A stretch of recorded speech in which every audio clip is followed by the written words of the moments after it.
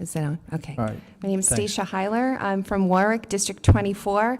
I've been here since 3 o'clock today. Thank you for coming and being patient. Thank you. I'm sorry we have to go through this for another year, another long day, another session where we have less than, unfortunately, half of this committee has been present. I've noticed this for the entire day.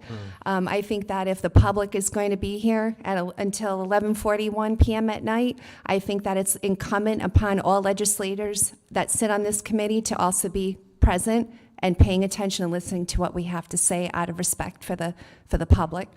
I've heard a lot of misinformation, a lot of personal opinions based off of a lot of it coming from absolutely no facts or data whatsoever to back it up. I hope you're getting it via email. The one thing about, I can see there's also just a lot of just vitriol against concealed carry holders in this state. It's really mind-blowing to see just the amount of misinformation on concealed carry holder data in this state and across the country.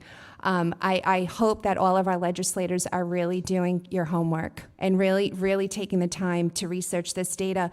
I can tell you in 2018, the FBI analyzed 50 active shooter incidents from 2016 and 2017. In 10 incidents, citizens confronted the shooter. In 8 of those incidents, 1 or more citizens safely and successfully acted to end the shooting.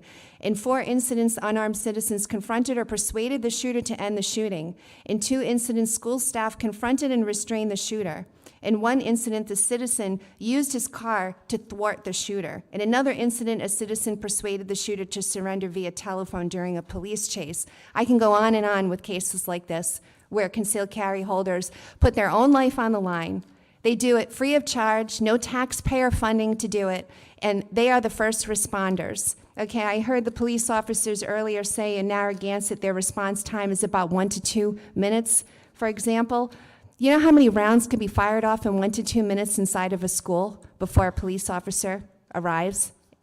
Hundreds, if not more.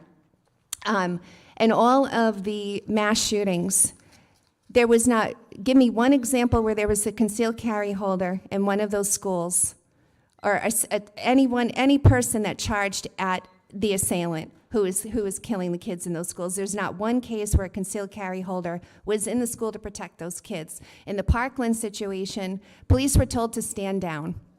That's what happened in Parkland. That's why all of those kids unfortunately perished. I was shocked to hear that the police officers, state police, only fire off, they're only required 100 rounds a year. I'm at the range 4 times a month. I'm firing off at least 100 rounds in a 1-hour session.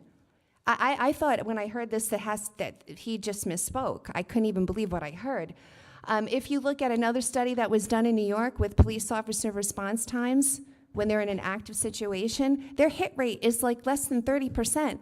I remember when they had the state police on the on-ramp in front of Providence Place Mall. I'll never forget it.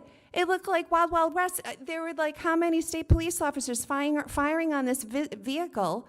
Okay, at least 50 from what I can remember. Bullets were flying at this vehicle.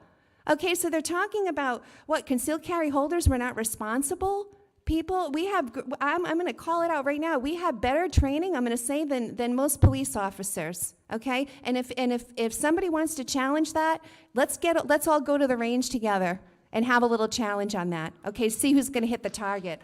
So look, I appreciate the time. There's so much more that I would want to say, but there are a lot of things that I heard tonight, even from the Governor Raimondo has 24/7. Okay. Someone who is carrying, okay, she has armed guard service 24/7 and the taxpayers are paying for it, okay? It's good enough for her. Look, I'm holding my pin, my body, my choice, okay? It's my body, it's my choice. You are not gonna limit how I'm gonna protect myself, my constitutional rights. Where is a legislator introducing a bill to codify our Second Amendment? I wanna see a codification bill in our Second Amendment. Where is it? That's what I'd like to see. And lastly, for those, the same people I see here who are pro-abortion, okay, you want to talk, what is this about valuing life Really? You value life? Okay, if you value life, don't tell me you value life when you are advocating for the death of infants, okay, who can survive outside of the womb. And don't tell me you care about life when you're for open borders, when you're for drugs pouring into this country that are killing 74,000 Americans a year. Don't tell me that you're for life, okay? It's my body, my choice. We will not comply. I will not comply. And you're not going to limit the extent as to which I can protect my body. Thank you. Thank you. Sir?